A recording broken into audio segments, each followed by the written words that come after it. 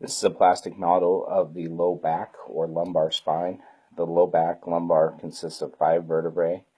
They are numbered 1, 2, 3, 4, and 5. You'll sometimes hear them referred to as lumbar 1 or L1, 2, 3, 4, and 5.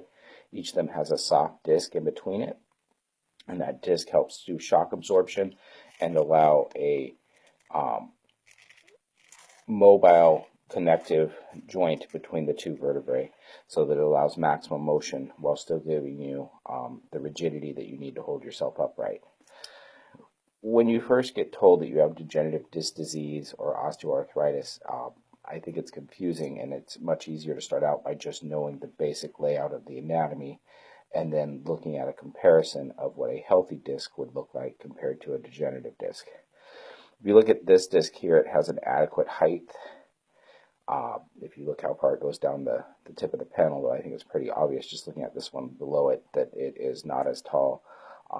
Obviously, in real life, they're not painted yellow and red so that you can see. But what you can see is there's an appreciable difference in height there, and it's not hard to imagine that that equates to an appreciable difference in the amount of shock absorbency that that disc will give you throughout your daily motions. If we turn it to the side, you can see that that lack of disc height continues all the way through, and you can see that this disc right through here is bulging out in front of the vertebrae, whereas this one stays level relatively with the fronts of the vertebrae. When you get to here, there's an actual lip out. And when you get told that you have a disc bulge, that's exactly what it means, that the disc is bulging out past the edge of the bone. And at that point, that is considered the start of degenerative disc disease, or DDD, which really just tells us that this joint has not moved correctly for quite a while and that this disc has been damaged and has started to collapse in comparison to the ones next to it.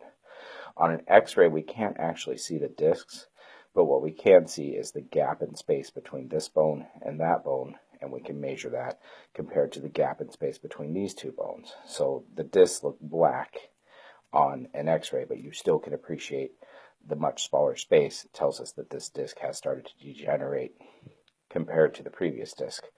Now, it gets further confusing when we talk about disc bulges, which this is bulging, compared to a disc herniation. And part of the reason that's confusing is that the literature is not consistent on this, but I would say as a general rule, what most practitioners would agree upon is that a disc bulge is a fairly uniform, large area that is bulging out past the edge, the rim of the bone. Whereas when we speak of a disc herniation specifically, we're saying that one piece of it has bubbled out more than the rest. So when we come back to here, we can see that that right there is bubbling out much more than the rest of the disc bulge, and so we would call that piece a disc herniation, as opposed to this disc, which once again is staying level there. When people are getting nerve symptoms down the leg or into the buttock from a disc herniation, such as this one, the reason for that is that the disc is either directly pushing on that nerve root, or the disc is creating enough inflammation in that entire area that the nerve root is being squeezed. Because remember, it's not like this is a vacuum and there's nothing else there. There's all kinds of tissue and fluid in there that's also pushing.